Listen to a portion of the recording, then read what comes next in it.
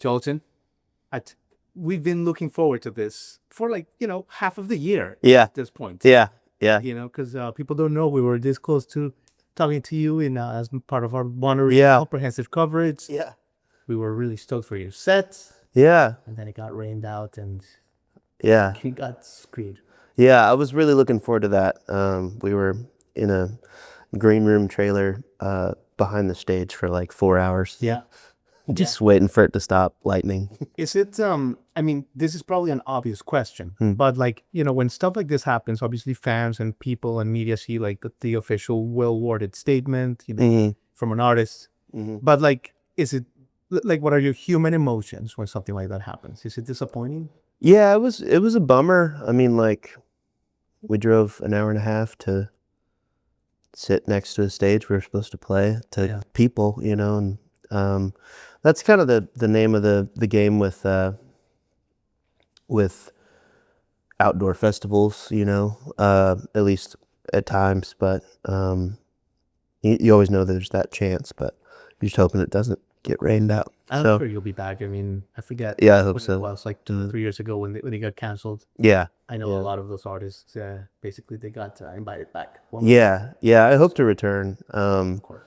The lineup was really great, and would love to. I mean, I've been wanting to play that festival for a while now. So So your album Crowd Pleaser is a banger after banger. Congratulations. thank you.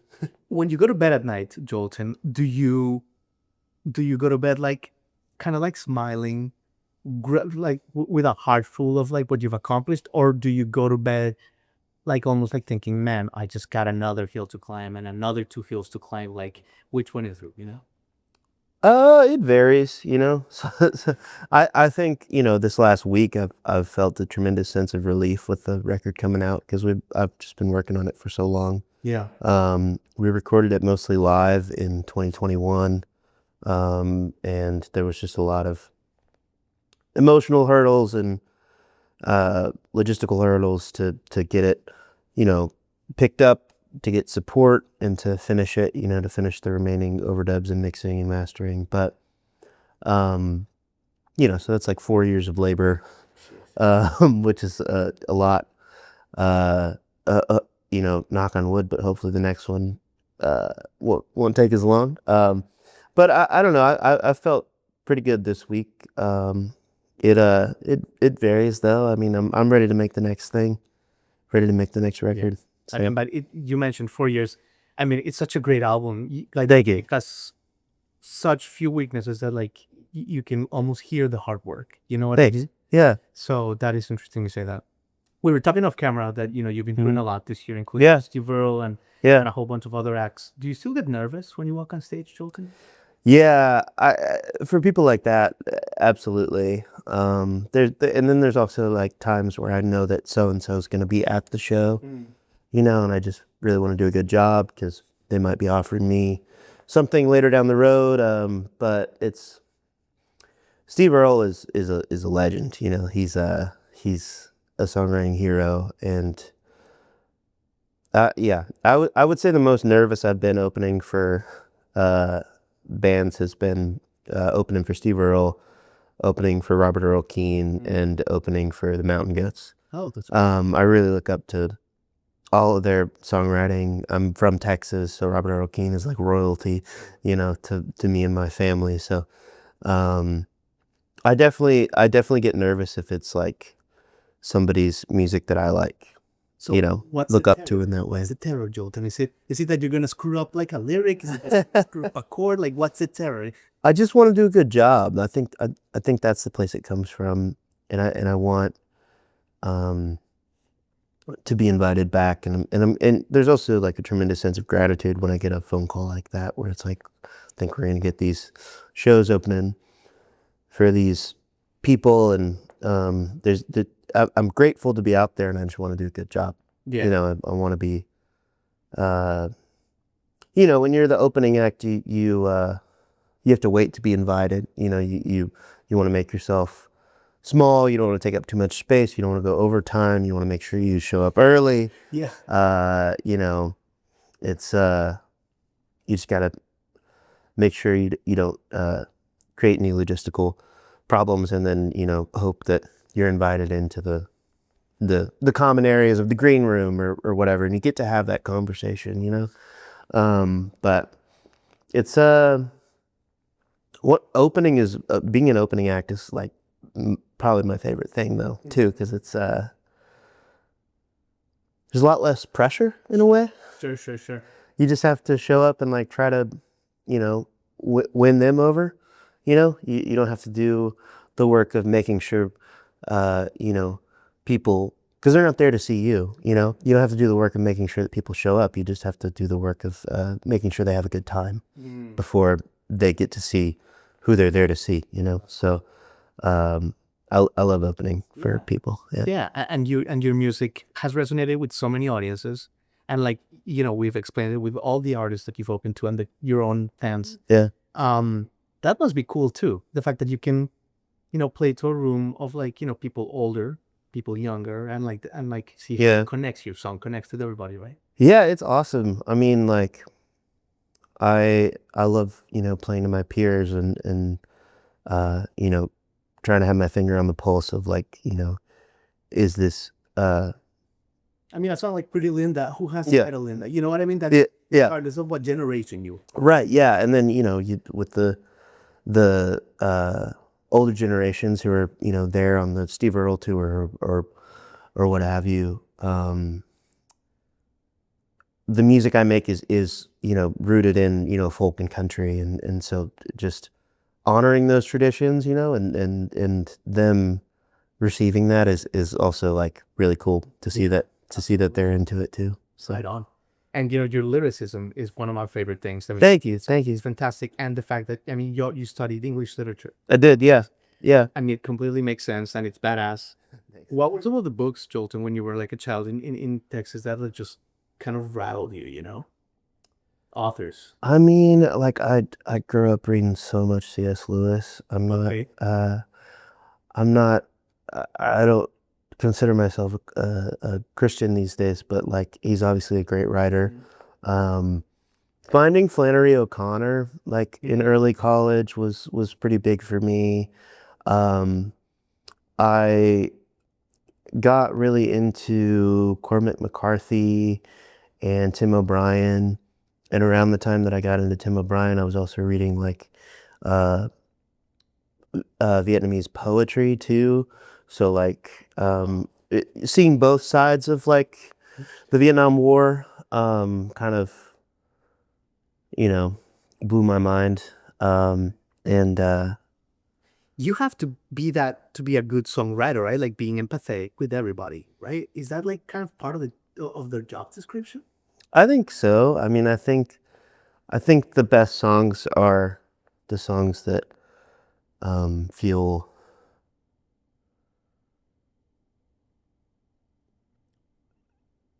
you feel like you could be in the shoes of the narrator, and so for that reason, I think you have to have empathy. It's a lot of the songs that I write come from personal stories and personal experience, but it's also there's a lot of fiction woven in there. Sure. I try not to be too confessional, just because I don't want to feel those feelings all the time, and I know that I'm not going to be feeling those feelings forever. There's a difference between getting something out and getting creating a work that you feel like you can stand behind and play every night for years, and I think I don't know. I think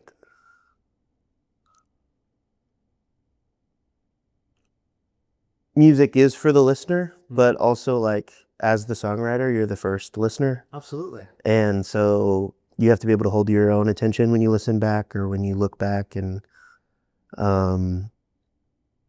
you're playing them every night. Right, yeah, and it's nice when you write a line that can mean multiple things to you at any given time, and Evolving light and stuff like that. Yeah. So it's trying to find that balance is is I guess part of the attraction That's great for me. and I can see that in your songs. Thank you. Yeah, but Thanks. that's because I always wondered that about a performer. Yeah. You know what I mean? Like when you write a really specific song, is it hard to perform it or whatever? But that makes sense. Yeah. Yeah.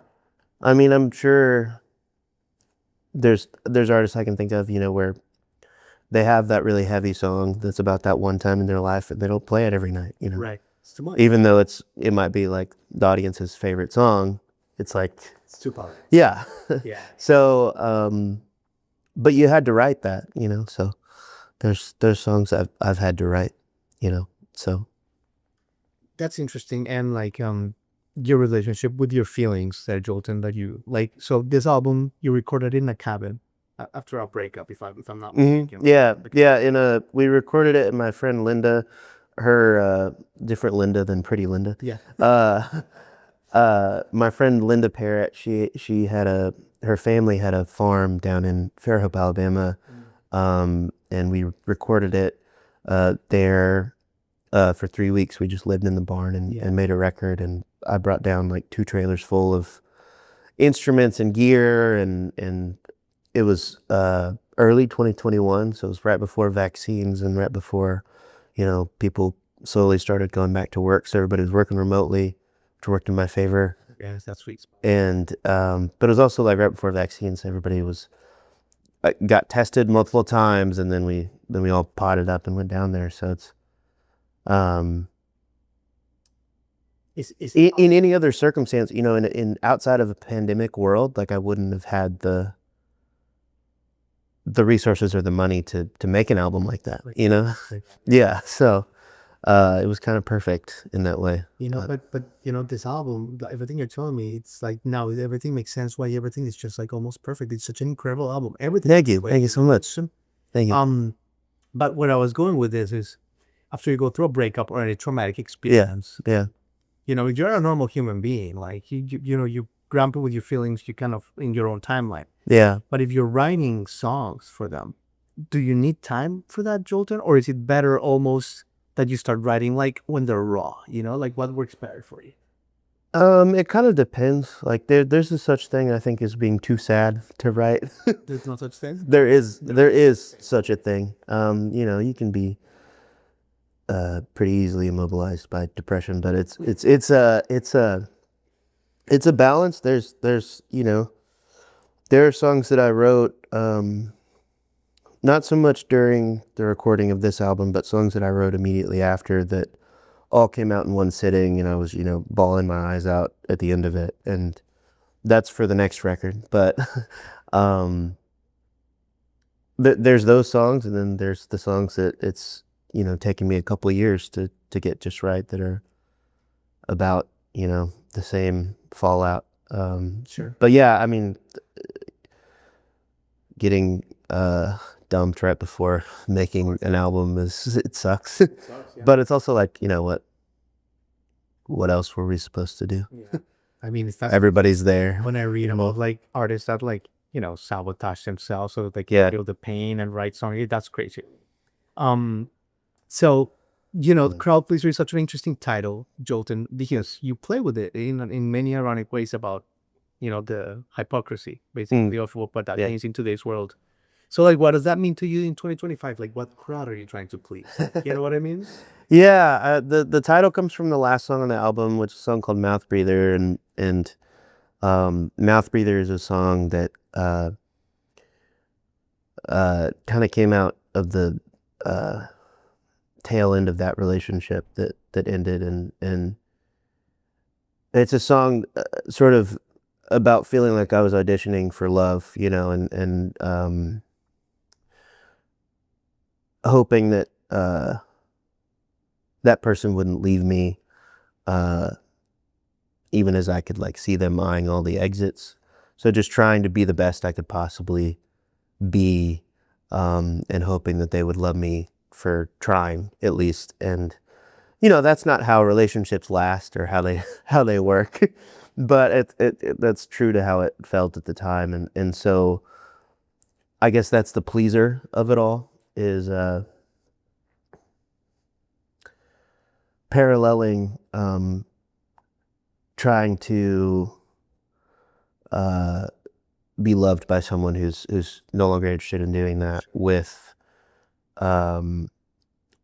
paralleling trying to win over audiences, you know. Totally. So I think that's where like the idea came from, but it's just a fun and funny title to me now. And there's obviously, you know, like that's a term that's like widely used, crowd pleaser, like but it's also, it just felt the most tonally appropriate because these songs have been around a lot. 6 of the 10 songs have been around a long time. They're songs that I started writing towards the end of college. Like there's a song on the album that I wrote in 2018, you know, which is a long time ago. So Joelton. yeah, and You know what I mean? Yeah. absolutely. And so it's like, these are the songs that were the crowd pleasers, or like the best songs from my college years, the songs that stuck around, the songs that got the most arranged, the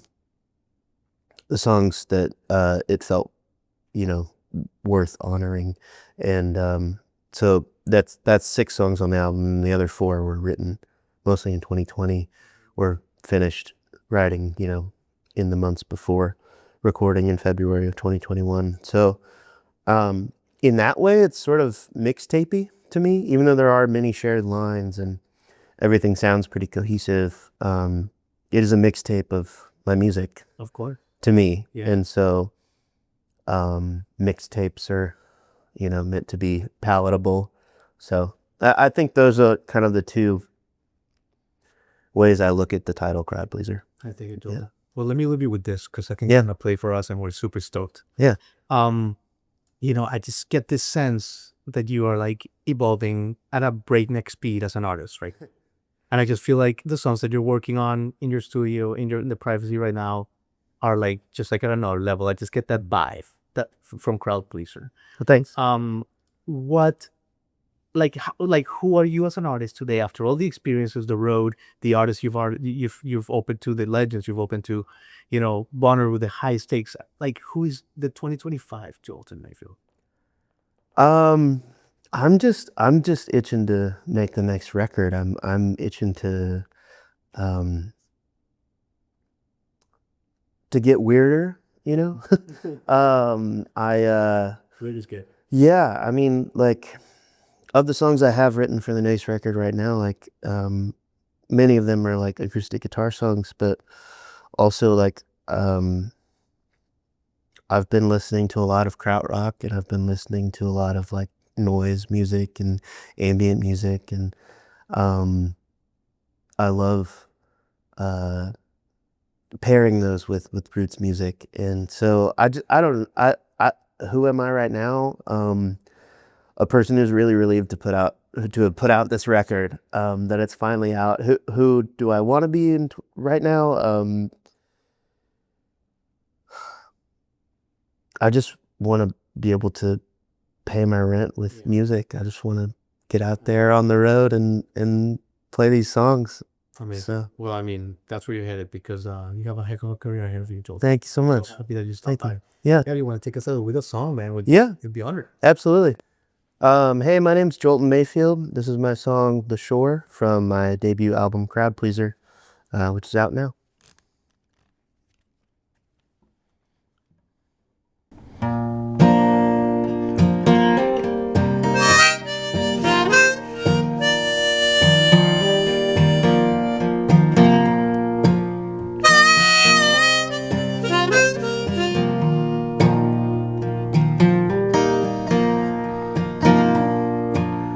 I'm driving a hearse, but at least I'm moving.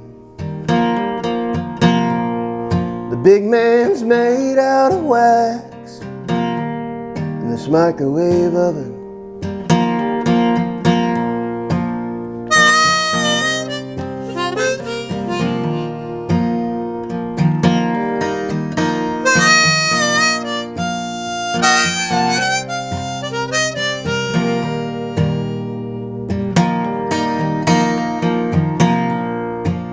As scary as you are, I'd still like to know you.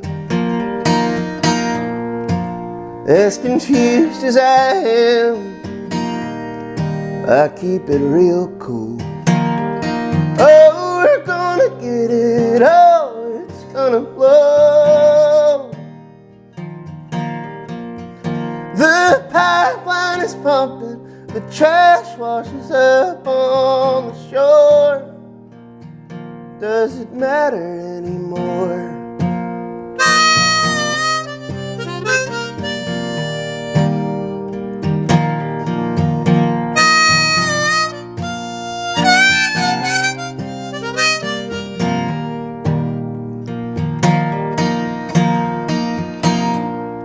Is this the future we always dreamed of? You just keep sleeping through every little missile launch. You don't want nothing, and I want you. If it all comes firing down, baby, what do we got to lose? Oh, we're gonna get it, oh, it's gonna blow. The pipeline is pumping, the waves consume the shore. From my living room, I can watch the Third World War. If I could talk to you, I'd know why you won't call me anymore.